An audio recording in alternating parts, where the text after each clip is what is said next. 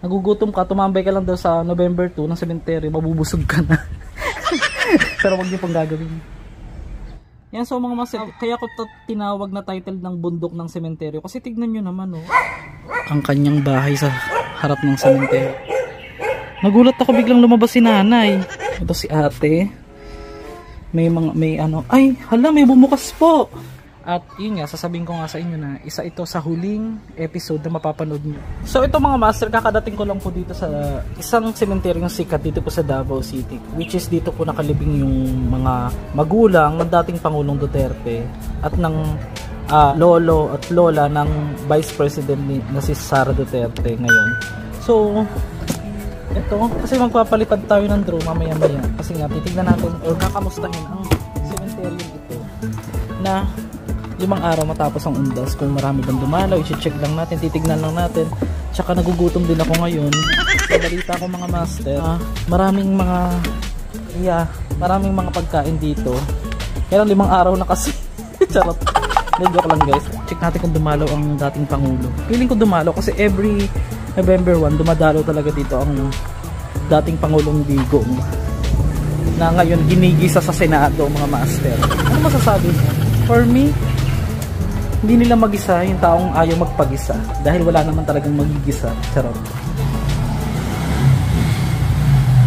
So yan, i-vlog na natin to ilang beses mga master.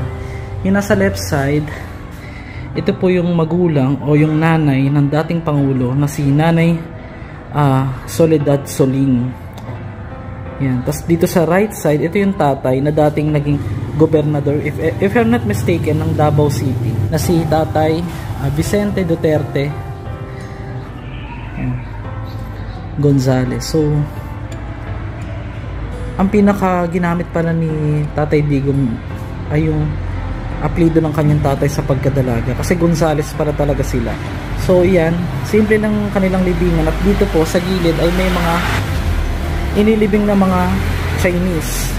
Master, galing ka na dyan before matagal na po kasi yun guys. Alam nyo naman ako, malapit kasi dito yung pinag-vlogan ko nung nakaraan na DK na kung saan maraming itinatapon po ng mga katawan, ng mga tinegi, ng mga masasamang loob.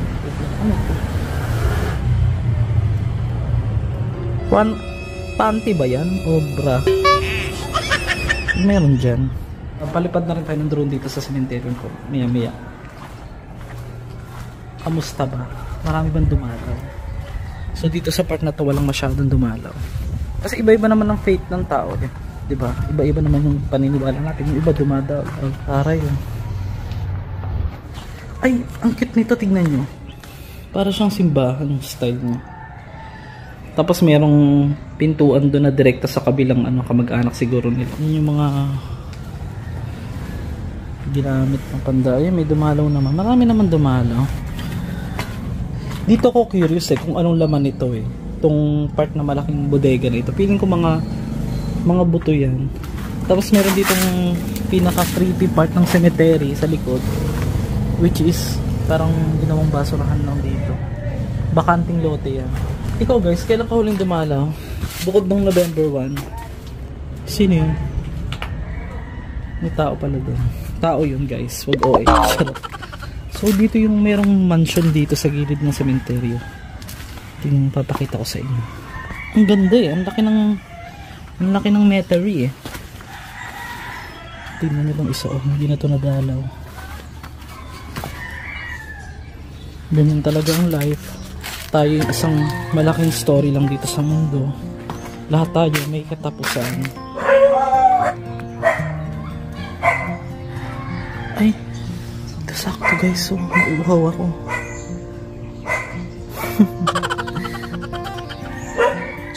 Charot lang, diba?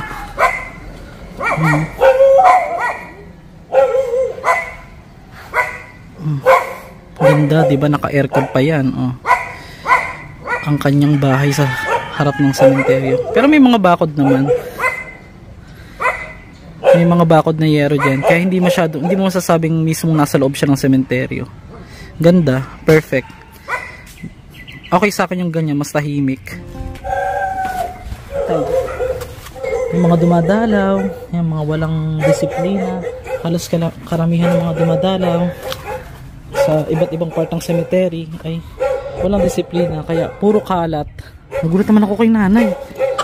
Maria Josep, ayan oh, may mga dumadaan doon. Nagulat ako, biglang lumabas si nanay. Magsabi ka naman nay minsan. Bigla kang lalabas dyan. So sabi nga nila mga master, pagka wala ka na makain, diretso ka lang daw sa cemetery, makakakita ka ng mga pagkain. Ito 2 itlog na may pansit, parang nag-crave tuloy ako, pero hindi yan pwedeng kainin. Bawal yan guys, hindi para sa atin yan. So dito naman, natatanaw nyo rito yung lupon or grupo ng mga patay na ang karamihan dyan ay dinalaw naman. Marami naman dinalaw guys. Dati payat pa tayo pag-alagala, ngayon tumaba na tayo kakagala ng cemetery. Pero okay lang, marami naman nagsasabi, tumaba ka Master G. Bagay naman, di ba? Fresh naman, di ba? Sarap. Tingnan nyo to. Isang buong pamilya at ang iba. So makikita mo meron ditong part na hindi naman naayos, hindi nalinis. Yan. Dito naman may mga part naman na maayos din. So most of the time, yan sa mga pinapakita ko sa inyong drone shots, yan yung ating kinatatayuan ngayon. Punta tayo doon sa bandang ibabaw, papalipad din tayo ng drone para makita nyo naman yung ibang parte ng cemetery sa mga hindi pa nakapanood. Pero ito kasi ilang beses na po natin itong na-vlog. Oo. Ito oh, relate ako dyan dahil yung puntod ng aking lola ay pinaglagyan po, lolo't lola, pinaglagyan po ng mga ibang dumadalaw. Nilinis nyo nga yung puntod nyo, dinumihan nyo naman yung puntod ng iba. O, ganyan po yung sa amin. Ganyan po yung ginawa sa puntod ng lolo't lola ko. Ito si ate. May ano, ay, hala, may bumukas po. OMG, may bumukas. Hindi kayo binuksan ng patayin, charot. So dito, kala ko pagkain tong nandito sa loob, ano pala, pintura. So yung may mga crackers. Sabi nga nila mga master, ang araw daw ng Undas ay araw ng pagbibigayan at araw ng kabusugan. So pag araw nagugutom ka, tumambay ka lang daw sa November 2 ng cemetery, mabubusog ka na. Pero wag niyo pang gagawin.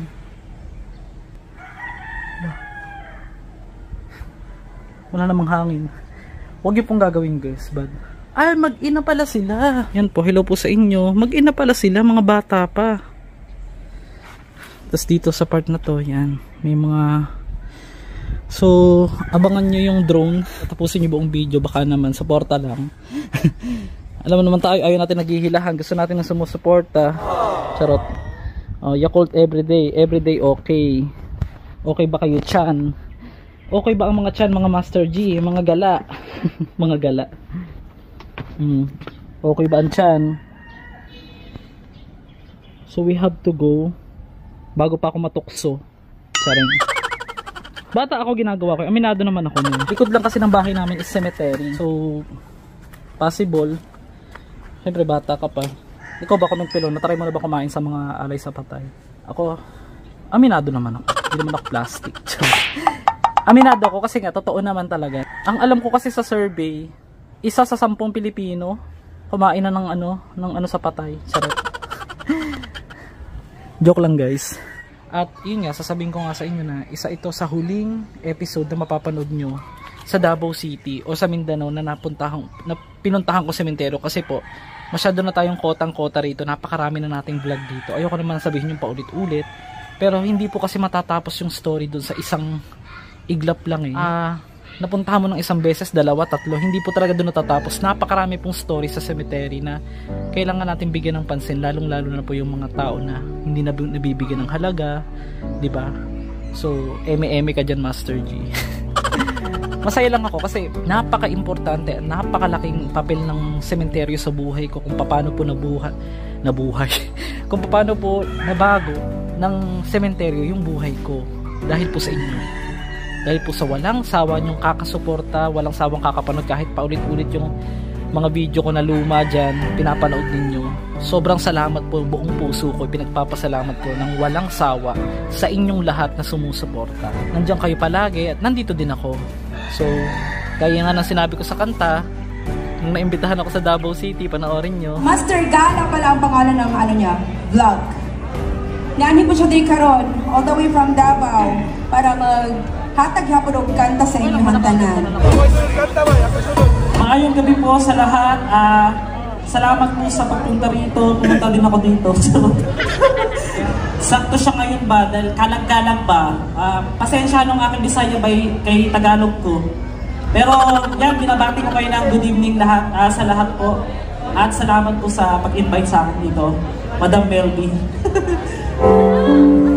I can't remember when you weren't there, to everything there is, to the years you never let me down. So glad I stay, I'm loving you through the years. Yun, sa mga nabitin doon sa kanta, kahit halatang kabado ko, ilang taong kasi, 10 taon bago ako makasama sa mga ganyang kanta, event.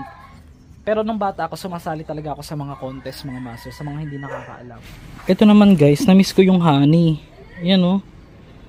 Meron ditong kutsinta, puto, na-miss ko din. Kaya lang late na ako pumunta rito eh. Charot lang po. Hindi, ang ganda po ng ano, ng cemetery ngayon, ang daming pumunta kahit papano. Ang daming mga natira-tira dyan. Pero may mga parte dito nakikita ninyo na parang hindi na po napuntahan talaga. Katulad ng dito, isang hilerang mga ito. Medyo, ang iisipin mo, parang nakakaawa kung titignan mo. Pero, hindi naman na din nila ma-appreciate yan eh. Pumunta ka man o hindi. For me. Kasi nga, nung nabubuhay pa sila, bigyan natin sila ng importansya. Dami sinasabi. At ito pa, may mga part dyan, papaliparan din natin ng drone. Tinawag ko itong bundok ng sementeryo, mga master, kasi nga malabundok ang mga patay na inilagay o nakahimlay dito. Siyempre, Master G, bakit ba laging mga patay tawag mo dyan? Patay naman talaga naman sabihin kong buhay, gaga. Ibig sabihin ba, para mas extreme yung mga words, minsan mas tumatak sa tao, buhay na salita. Para alam nila na itong ating content is puro patay, karamihan patay. Hindi, alam mo sabihin ko mga bangkay, Master G, bakit pwede naman sabihin na yumao? Bakit bundok ng yumao? Dapat di ba ganun? Marunong ka pa, ikaw na lang si Master G, gaga. Buangat to. Hindi, joke lang guys. Salamat po sa mga bagong taga-suporta. Salamat sa mga lagi nanonood sa atin. Araw man ng patay o hindi. Sabi nga sa AHA nung napalabas tayo kay Sir Drew, sobrang grateful ako. Kasi alam mo naman yung ibang tao dyan na hindi grateful, hindi marunong magpasalamat, at hindi marunong maka-appreciate. Ungrateful ang tawag dyan. Ako kasi grateful. Pati yung family ko, grateful kaming lahat. Meron lang kaming ibang kapamilya na hindi grateful. Hindi ko na sasabihin kung sino. Alam niya yung sa sarili niya. Hindi marunong maka-appreciate ng mga ginawang kabutihan sa kanila. At ikaw pa yung masama in the end. At hindi marunong tumanggap ng mga pagkakamali yung mga yan. So, ba't ba tayo napunta doon? Na high blood ako. Naalala ko yun. Ang hirap sa kanila, pagka nabubuking yung kanilang mga kasalanan, imbis na magpakumbaba, mag-sorry, ang gagawin pa guys ay ide-deny at ikaw pa yung babaligtarin na ikaw yung may kasalanan sa kanila, 'di ba? Pa-victim ang tawag diyan. Iwasan na. Ikat sa buhay, alisin ang mga alaala sa kanila. Yung mga masasaya itira, yung mga masasama hindi. So, ano ba yung topic? Nakalimutan. Ba't ba nanggigil si Master G? Ewan ko ba? So dito, meron ako nakita ritong mga ano. May mga yosi pa, pagkain pa dyan. So yan, palipad tayo ng drone. So nakikita nyo tong part na to. Yan. Yung malaking mga grupo ng mga patay dyan, mga master, sa drone. Nakikita ninyo, yan. Mas marami nga rin dumadalo sa private. Ewan ko lang Ewan ko lang kung totoo yun mas marami doon dumadalo sa private kaysa sa public. So subukan natin pumunta doon sa kabilang part. Yung part ng private, kung saan meron ditong helipad.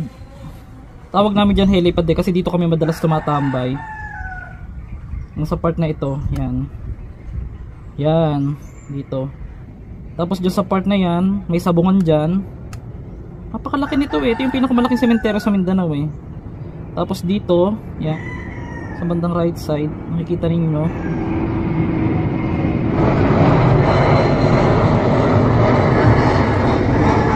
So makikita nyo itong kabuuan ng sementeryo, itong Davao Roman Catholic Cemetery ng Davao City. So karamihan daw dyan mga namatay daw yung karamihan sa aksidente, dahil nga dito dalawa-dalawa nag-o-overtake sa'yo kadalasan. Charot. Hindi guys, mostly maraming story na rinig ko sa mga sepulturero. Ayon po sa mga sepulturero ha, na karamihan talaga ng namamatay dito ay mga bunga daw ng aksidente. Kung hindi raw sa motor, may mga kabahayan dyan, nakikita nyo yan. Yan. Ito na yung isa pa to, di ba? Bukod dito sa napakarami na to, ilang beses natin na i-vlog yan. Dito tayo sa mga kabahayan, di ba? At ito ng kabahayan, sementeryo na naman uli. Ayan, oh. Mga private yan. At ito pa sa bandang kanan, dito may sementeryo din dito sa part na ito. Yan, yan.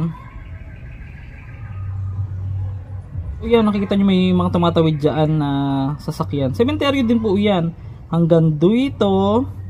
Tapos ito na naman, dito din. Ito, yan, sa part na ito. Napakalawak po ng sementeryo dito sa Davao City. Kasi nga ito yung pinakasentro ng Mindanao. Normal lang po na dyan ilagay karamihan ng mga namayapa. At nasa magandang kalagayan naman sila kung tutuusin. Yan, tignan nyo to, oh. Baba tayo dito, tignan natin kung may dumadalaw. Yan, so mga master, kaya ko tinawag na title ng bundok ng sementeryo. Kasi tignan nyo naman, oh, para siyang nasa bundok. Oh. Tignan nyo dito sa part na to, ah. Kuha na natin magandang drone shot para makita nyo yung pinakakabuuan. Yan, oh, para siyang nasa bundok. Yan, oh. Yan, dami talaga guys. Tapos ang ganda pa ng kanilang pagkaka-arrange, di ba? Sino kaya engineer ng sementeryo na to? Charing. Bundok ng sementeryo. Okay, oh. Nadalaw mo ba sila guys? Baka mamaya ikaw ang dalawin yan. Charing. Napakarami nila. Mula dito sa bundok na yan, ito na yung nandito tayo ngayon sa part na ito. Yan, makikita ninyo, di ba? So, yun yung ating pinaka pahabol sa undas episode natin. At yan, may mga school dyan sa gilid, oh. At ito na yung ibang part ng cemetery na mas mga naunang na inilibing umano. So, happy naman ako na ipakita ko sa inyo. At ito naman yung part dito guys na puro mga COVID victims. Yan, yung mga yan. Yung mga nakahilera dyan.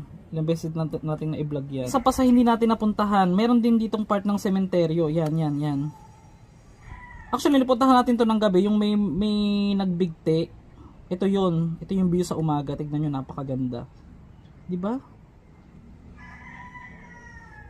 Nag-reminisce sa akin yung tinutuno namin sa lata yung mga kandila nung araw. Nung araw?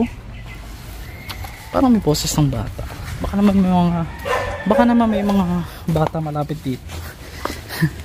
Master, hindi narinig akong boses ng bata. Wala namang, tignan nyo, oh. Wala namang bata dyan, diba? Makita nyo ba? May bata ba? Maraming salamat po sa mga sumuporta hanggang sa muli. Hindi man natin nadalaw ngayong araw ng mga patay na sinasabi nga ang ating mga namayapang mahal sa buhay, mga kamag-anak, mga kaibigan, kapatid, lahat ay hindi naman po doon nagtatapos yung ating pagmamahal sa kanila. Hindi naman po dapat talaga binibigyan ng araw kung kailan lang sila dapat ginugunita. Bagkus ito'y nananatili sa puso natin habang nabubuhay tayo yung pagmamahal natin sa kanila. So, para sa akin, hindi mo man sila nadalo ngayon, may mga ibang araw pa naman na pwede mo silang bisitahin sa kanilang mga himlayan. Dahil kahit ako man, sariling lola ko, mga kamag-anak ko, hindi ko naman din po napuntahan ngayon November 1. Pero yung pagmamahal nilang na alaala na nasa puso ko at isip ko, hindi po namamatay yung kahit kailan, mga master. Salamat po sa lahat po na nandiyan sa screen. Sinashoutout ko kayo. Maraming salamat sa bagong 25,000 new subscriber. Bago na nga nyo pa, bakla. Sa ating YouTube channel, sa ating Facebook page, sa mga sumuporta, mga nagmahal, patuloy na nagpapatuloy sa mga panonood, sa pagsuporta sa ating YouTube channel. So, samantala, hindi dito natatapos yung ating journey. Marami pa tayong pupuntahan. Hindi naman muna sementeryo. Sa susunod na episode, yung isang napakagandang lugar sa Sultan Kudarat ay napuntahan ko po kahapon. At ibabahagi ko sa inyo yung ating first car adventure or car vlog. Tinatawag ko siyang car vlog with Master G. Episode 1. Abangan nyo yun. Marami tayong dapat ipagpasalamat sa Panginoon. Hindi lang po yung araw na ito, kundi yung dapat nating makita na mas makita natin yung importansya ng ginawa ng namatay kaysa po yung kanilang kinalalagyan para sa akin. Ingat and see you again. See us again. Don't forget to like, share, and subscribe for this video. Happy 3rd anniversary sa lahat po ng sumusuporta sa atin. At bagong subscriber, mga OFW, lahat po kayo dyan nanonood. See you again. Love you all.